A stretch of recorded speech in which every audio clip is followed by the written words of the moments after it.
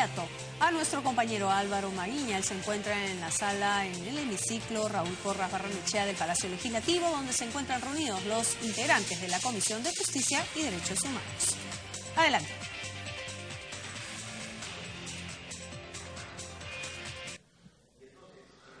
Bien, amigos de Congreso, Televisión y Radio Congreso, estamos ya en la sesión ordinaria de la Comisión de Justicia que preside el congresista Alberto de Belaúnde.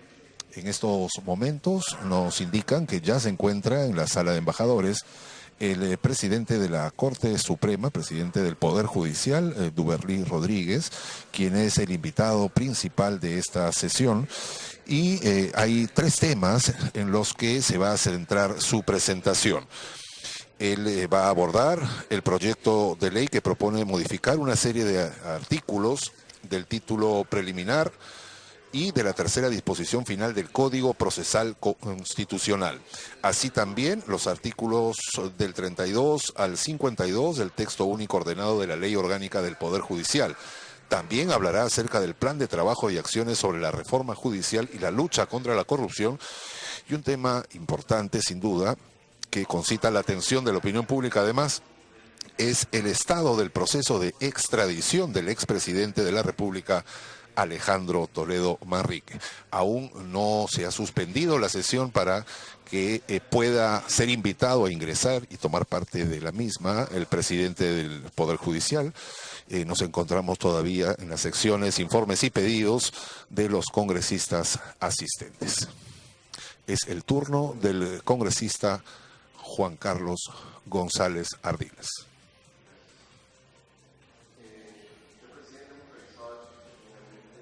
El plan de trabajo, como bien expresamos brevemente la semana pasada, para este presente periodo anual de sesiones, y agradezco, porque estuve revisando lo que habían enviado ustedes, los que se han incorporado nuestros aportes en el ámbito de la función legislativa.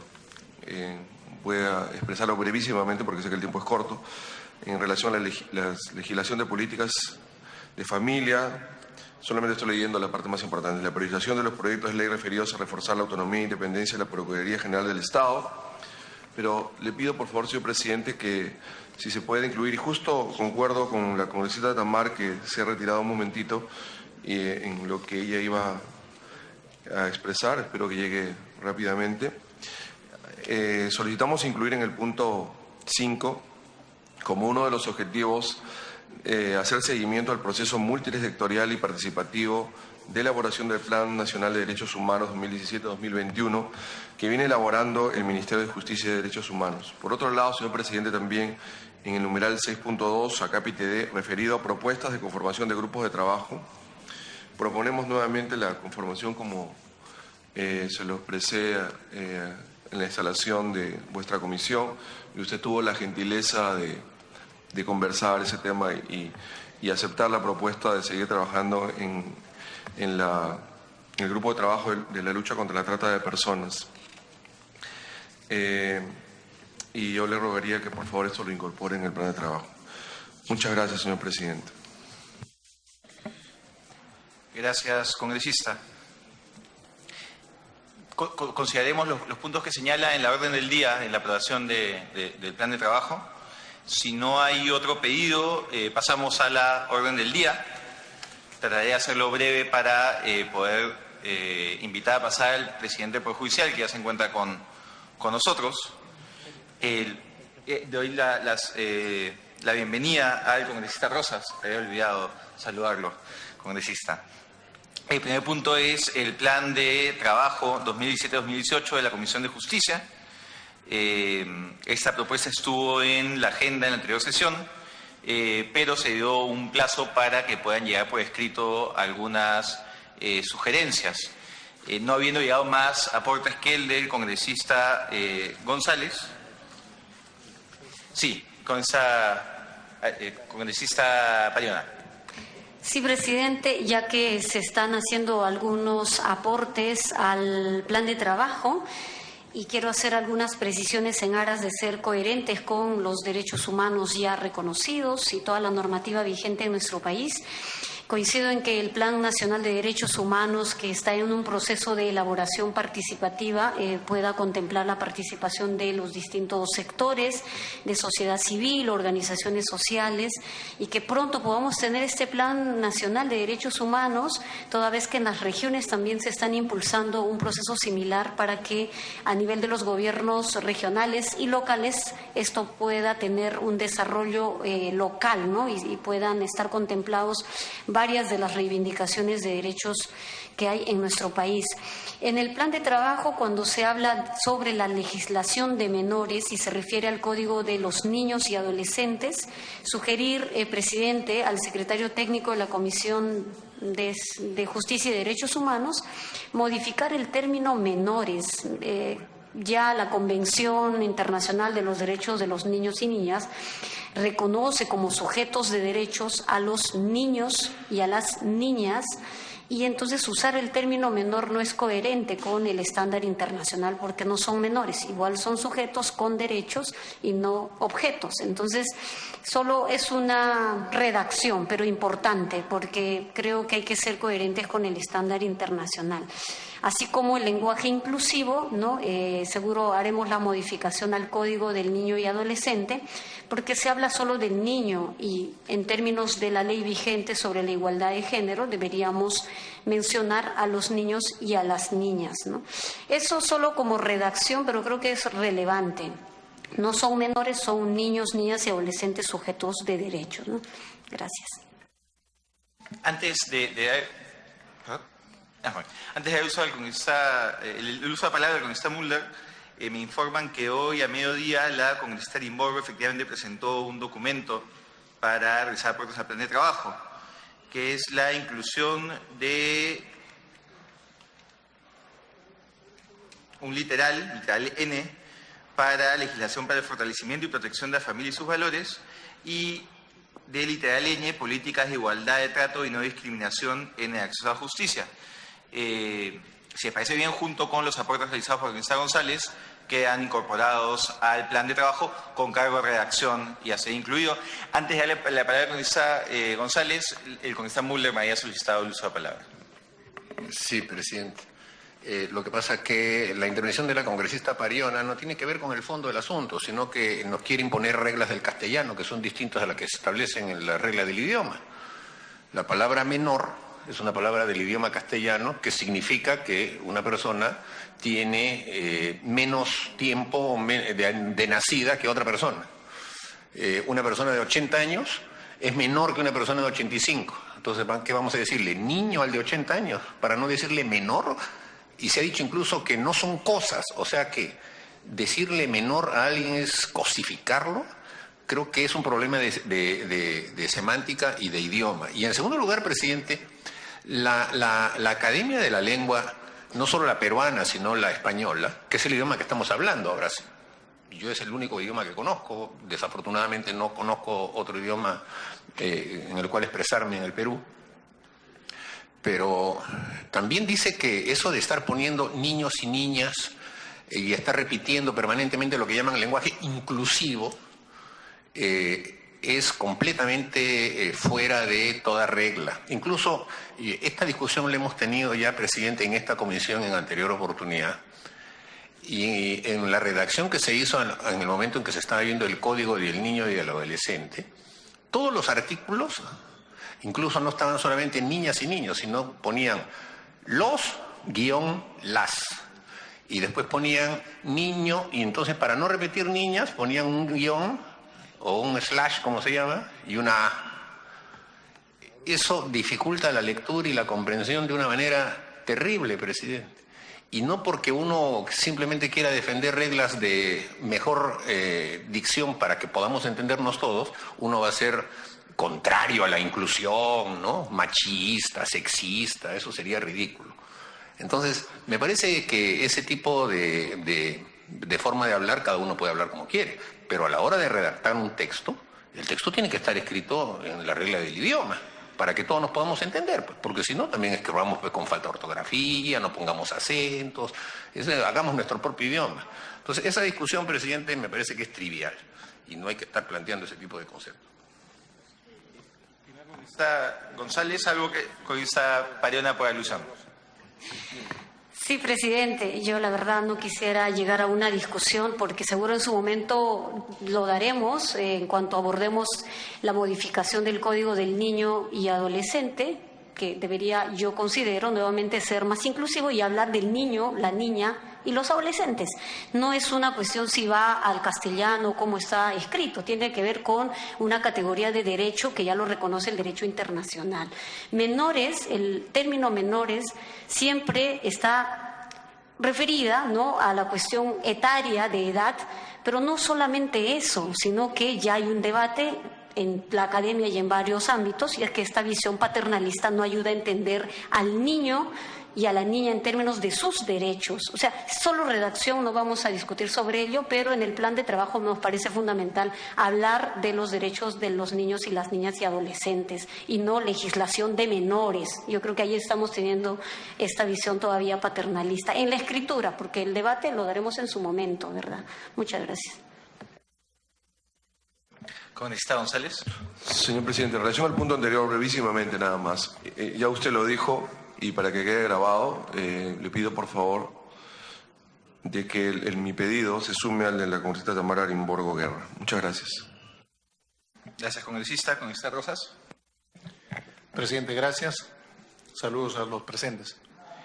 Quiero coincidir con el congresista Mulder y me parece muy bien, presidente, porque los términos encierran conceptos, ideas, corrientes, ideologías. Así que creo que el lenguaje universal, cuando nos referimos a los niños, obviamente estamos incluyendo las niñas. Pero en su momento, como dice la congresista que me anteció en el uso de la palabra, se debatirá. Porque ahora dicen los niños, las niñas, ahora van a decir los adolescentes, las adolescentes. Y esos términos, presidente, en vez de ayudar a la población a comprender, confunden. Habrán aparecido símbolos y otras cosas, pero eso coincide con el congresista Mulder, que en su momento mencionó con mucha claridad. En su momento, desde luego, se tendrá que discutir. Inclusive cuando se habla de género, yo digo, la mujer no es un género, es un ser humano. El hombre no es un género, es un ser humano. Y como seres humanos necesitan que se les respete sus derechos. Entonces, quiero hacer un comentario sobre lo que se está hablando, presidente. En segundo lugar, en el plan de trabajo, quisiera que se retire lo que se encuentra en la página 5, donde habla el punto 6.1, función legislativa, la letra ñ. Ahí dice, política de igualdad de trato en el acceso a la justicia. Yo diría que quede ahí, punto. Pero dice más adelante, y protección frente a crímenes de odio. Se le está metiendo un término que no existe en el vocabulario, en el lenguaje, en el ordenamiento jurídico. No existe crímenes de odio. Entonces ya vamos metiendo poco a poco. Es como el camello, no puede entrar por una puerta, pero mete la pata. Y después yo no sé qué hace y logra entrar. Entonces, en todo caso, yo no creo que esa debe ser función, plan de trabajo de esta comisión. Que sea la iniciativa de un congresista de repente que quiere tratar ese tema, se discutirá, se debatirá, se intercambiará en su momento, pero no creo que esta comisión deba tener como política en su plan de trabajo, vamos a trabajar sobre crímenes de odio, cosa que no existe. Quisieran que exista, pero no existe. Lo que sí existe es no discriminación, ahí estoy de acuerdo, que no debe haber ningún tipo de discriminación. Por lo tanto, pido que en la letra ñ se termine con punto final, política de igualdad de trato en el acceso a la justicia, punto. Y se quite la siguiente línea que dice protección frente a crímenes de odio. Gracias, presidente. Gracias, congresista. Le doy la bienvenida al congresista Ceballos. Le brindaré una respuesta condigna a su preocupación luego de escuchar a la congresista Echevarría. Presidente, buenas tardes a los integrantes de la comisión. En su momento, como dijeron, retomando el tema del uso de niños, niñas y los términos en ambos sexos, la Real Academia ya ha prohibido el uso de estos términos. En su momento lo discutiremos para mejor resolver. Referente a la propuesta del plan de trabajo de la Comisión 2017-2018, sugiero incluir en el plan de trabajo, en el literal B del ítem 6.2, a los sectores Relaciones Exteriores, Ministerio del Interior, los mismos que podrían ser convocados a la sesión de la comisión para informar sobre el cumplimiento de los planes estratégicos e institucionales. En relación al eje temático de control institucional, se sugiere considerar el seguimiento a la implementación del Decreto Legislativo 1296 que modifica el Código de Ejecución Penal en materia de beneficios penitenciarios de redención de la pena por el trabajo o la educación, semilibertad y liberación condicional. Ante las quejas que los internos que hasta la fecha han manifestado que no se ha aprobado el respectivo reglamento para que pueda implementar la norma aprobada en el marco de la delegación de facultades. Y en el ítem 6.1 literal ñ se hace referencia a que se priorizan las iniciativas legislativas referidas al eje temático de política de igualdad de trato en el acceso a justicia y protección frente a crímenes de odio.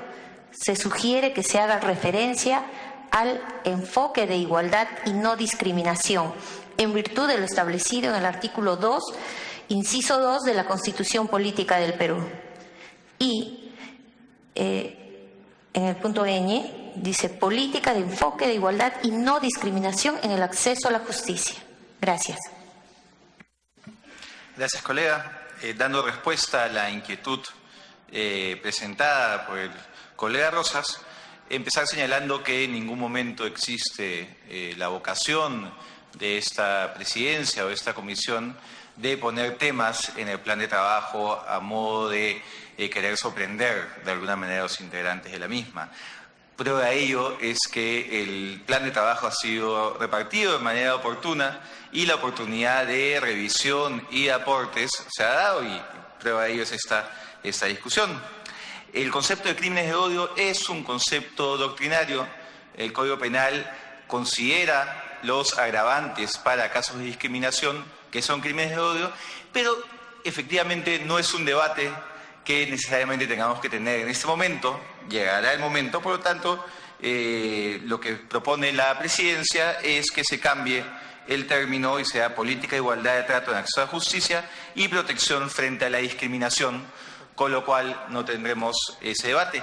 Tomando en cuenta las sugerencias realizadas por los colegas y con cargo a redacción para la incorporación de todas ellas, les pido someter antes de la congresista Cuadros. Adelante. Gracias, presidente. Saludando a todos los colegas congresistas. También mi preocupación respecto al punto ñ, que ya lo han manifestado, y además de eso, en el punto O, dice legislación para el fortalecimiento de la libertad de prensa. La libertad no requiere ni fortalecimiento ni debilitamiento. Yo creo que la libertad ya está enmarcada en la Constitución, y en todo caso que nos diera mayor alcance de a qué se refiere con la intervención, porque el fortalecimiento se podría entender como tal cosa, fortalecimiento de la libertad de prensa. ¿A qué camino pretende el objetivo de este punto de trabajo, presidente? Gracias. Gracias, colega. Sí, respondiendo a su inquietud, el fortalecimiento de la libertad de expresión, que es un término bastante útil de prensa, lo que busca es justamente que la comisión ponga como un tema de discusión si el actual marco normativo garantiza de manera adecuada esa libertad. No es de ninguna manera un intento de injerencia, sino por el contrario, generar el espacio de reflexión para ver si es que desde el Congreso se puede realizar alguna acción, sea legislativa o de fiscalización, para asegurar que los periodistas puedan realizar su trabajo con total libertad, entendiendo además que una prensa libre es absolutamente fundamental para la protección, el reconocimiento y tutela de los derechos humanos, que es una de las funciones principales de esta comisión. Por lo tanto, la intención de que esté colocado en el plan de trabajo es esa, el poder debatir de cómo ayudar a que la prensa realice su trabajo de manera libre, sin que existan amenazas o algún tipo de restricción. Muy bien, si no hay alguna otra observación, sometemos a votación el proyecto de Plan de Trabajo 2017-2018 con los aportes que han sido recogidos en el debate. Los señores congresistas que están a favor, ¿se van a levantar la mano? Ha sido aprobado por unanimidad. Muchas gracias. Le damos la bienvenida a los congresistas Ushuñahua, Letona y Castro. Y bueno, José Ceballos, creo que ya le habíamos dado la bienvenida.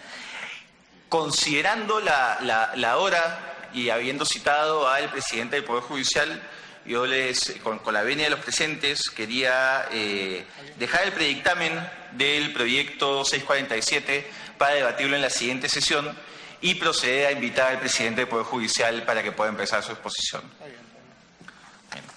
Y suspendemos por breves instantes la sesión para darle la bienvenida al presidente.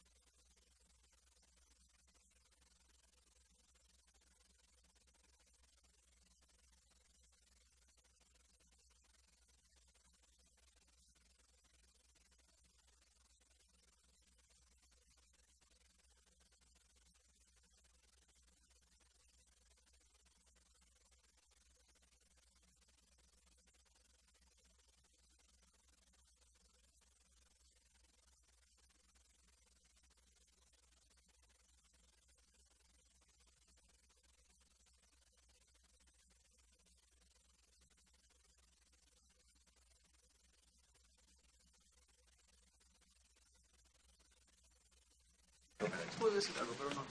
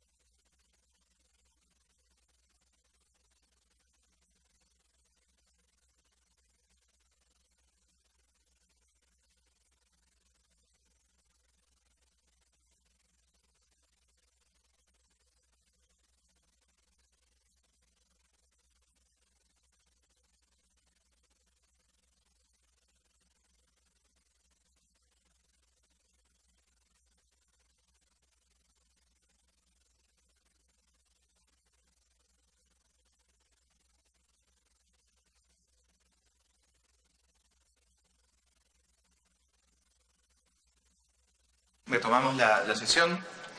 La presidencia saluda la presencia del señor Juez Supremo Dorelí Rodríguez Tineo, presidente del Poder Judicial, quien concurre invitado por nuestra comisión con el fin de hacer una sustentación del proyecto de ley 1746, presentado por el Poder Judicial, que propone modificar los artículos 7º del título preliminar, diversos artículos, la tercera disposición final del Código Procesal Constitucional, así como diversos artículos del texto único ordenado de la Ley Orgánica del Poder Judicial. Asimismo, para que nos informe el trabajo del Poder Judicial y las acciones en materia de reforma y las medidas en el marco de lucha contra la corrupción que viene desarrollando. Damos la bienvenida también a los vocales supremos y el equipo que acompaña al presidente del Poder Judicial y le damos la palabra.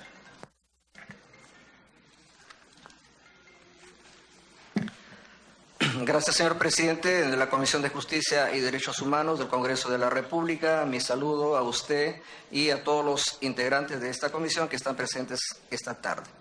Bueno, me acompañan también, aparte del equipo técnico del gabinete de asesores, dos jueces que, por el último tema que ha sido incorporado, también he considerado conveniente su presencia para que pudieran informar de manera resumida sobre temas que están bajo su responsabilidad, que son el doctor Abel Concha y el doctor Richard Concepción Carguancho, que están acá presentes.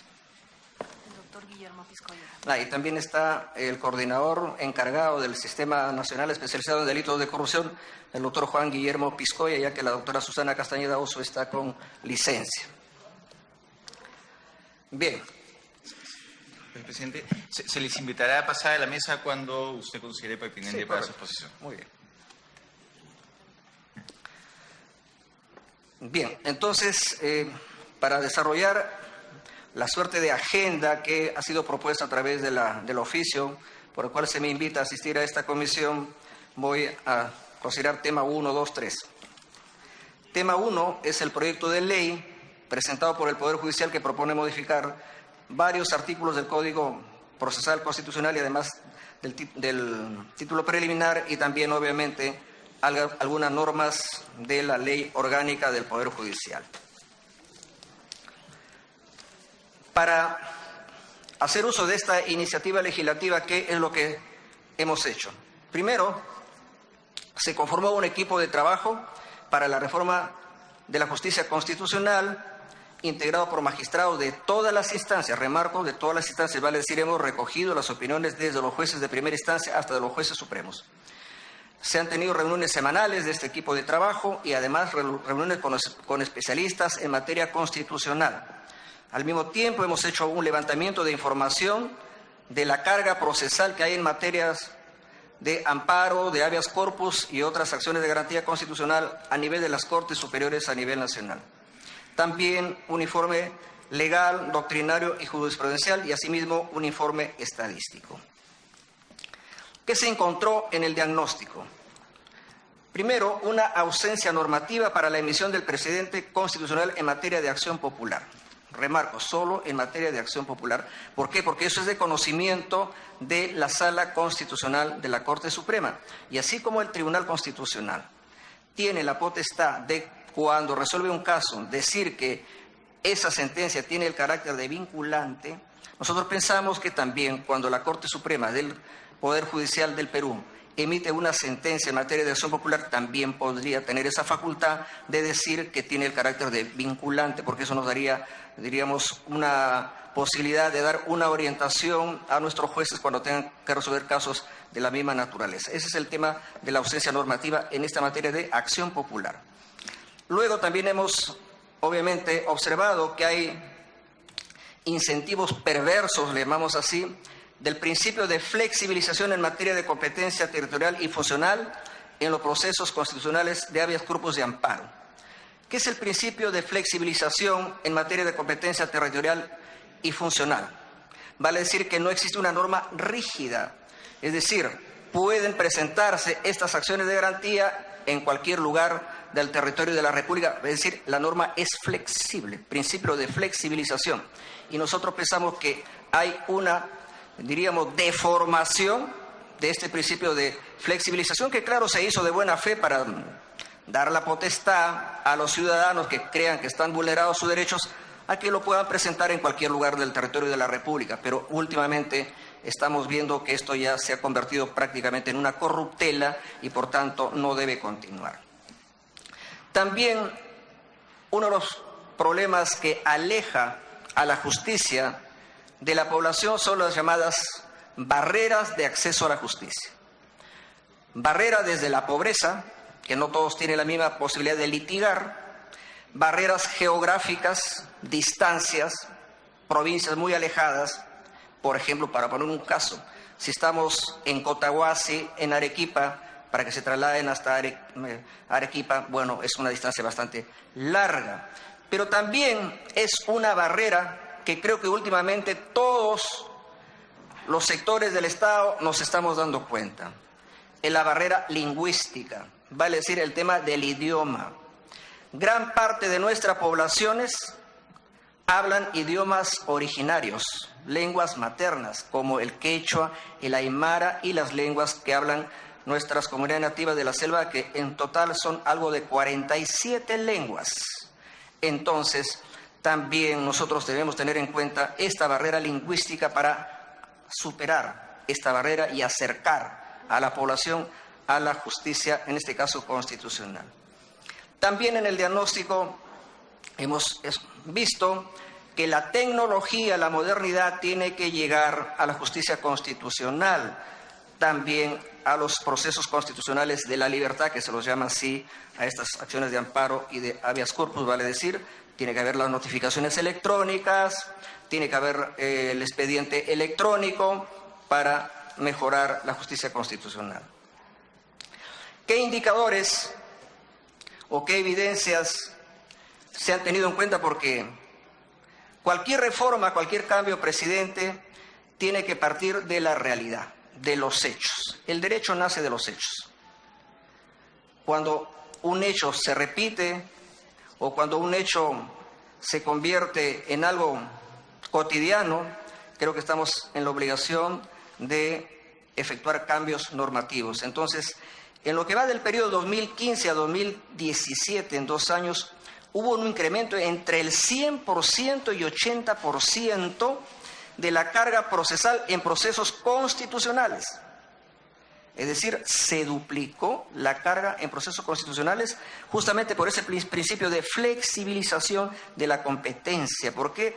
Porque en lugar de presentar un habeas corpus, una acción de amparo en Lima, donde se había emitido ya una sentencia que tenía naturaleza de cosa juzgada, se iban a Zángaro, se iban a Bongará, se iban a Zarumilla, a cualquier lugar del Perú. Entonces se ha incrementado en esa proporción la carga procesal en materia constitucional, lo que implica que la mayoría de los recursos personales y materiales de dichos órganos se deben derivar para la atención de estas causas. Se aprecia también que la ratio, o sea, la razón, es el aumento, y esto va en crecimiento, advirtiendo que en el periodo inicial del 2017 este porcentaje se duplica en casi todas las cortes. Tenemos 33 cortes que le llamamos distritos judiciales. Se está duplicando solamente en la mitad del año 2017. Por otro lado, los habeas corpus contra resoluciones judiciales representa una considerable carga procesal en los despachos judiciales de la especialidad constitucional en el caso de Lima o en los juzgados civiles en el resto del país. ¿Qué les quiero decir con esto? Que nosotros no tenemos jueces especializados constitucionales nombrados como tales. Tenemos jueces civiles, jueces penales, laborales, pero no tenemos jueces designados como jueces constitucionales. Resulta que los jueces civiles se hacen cargo de los procesos constitucionales. Pero tanta ha sido la carga que en Lima sí se ha visto la necesidad de tener jueces constitucionales, pero solamente en Lima. No tenemos jueces constitucionales en el resto del país. Vale decir, en el resto del país, quienes absorben la carga de los procesos constitucionales son los juzgados civiles. Por otro lado, en lo concerniente a los procesos de amparo contra resoluciones judiciales, se observa que, contrariamente al porcentaje de amparos contra resoluciones judiciales, disminuye en la Corte Superior de Lima y aumenta en gran proporción en las Cortes de Lima. Miren la distorsión. En lugar de aumentar los procesos constitucionales en Lima, como sería la tendencia, más bien en Lima disminuyen y aumentan en provincias. ¿Por qué? Porque los casos que se resuelven en Lima o en capitales de provincia los llevan a provincias. Entonces, este es un dato de la realidad, justamente por lo que hemos llamado ese principio de flexibilización de la competencia. ¿Qué estamos proponiendo o qué producto queremos entregar a este Congreso de la República para que pueda poner a consideración este proyecto de ley que nosotros hemos presentado? Se deben realizar las siguientes modificaciones del Código Procesal Constitucional. Primero, modificar el artículo 7º del título preliminar del Código Procesal Constitucional para otorgarle a las decisiones de la Corte Suprema en procesos emitidos en los procesos de acción popular la calidad de precedente constitucional, cuando sí lo determine su decisión. Es decir, equiparar a la facultad que tiene el Tribunal Constitucional. El Tribunal Constitucional tiene la facultad de declarar que es la sentencia que está emitiendo tiene el carácter de precedente vinculante cuando la Corte Suprema resuelva casos en materia de acción popular. No estoy hablando de todas las otras competencias porque serían competencias del Tribunal Constitucional, estoy hablando de acción popular, que también pueda tener esa potestad de decir lo que tiene también el carácter de vinculante. No es que sean todas, absolutamente todas, sino que tenga la potestad de así plantearlo. Modificar los artículos 28 y 51 del Código Procesal Constitucional con relación al juez competente de turno en los procesos de habeas corpus y amparo, porque ahora prácticamente todos están de turno en todo el Perú. Modificar los artículos 27 y 42 del Código Procesal Constitucional para permitir la presentación de demandas constitucionales en idioma originario, lo que dije hace un momento, superar la barrera lingüística. Y obviamente, eso tiene que tener consecuencias en la ley orgánica del Poder Judicial, no solo en el Código Procesal Constitucional. Entonces,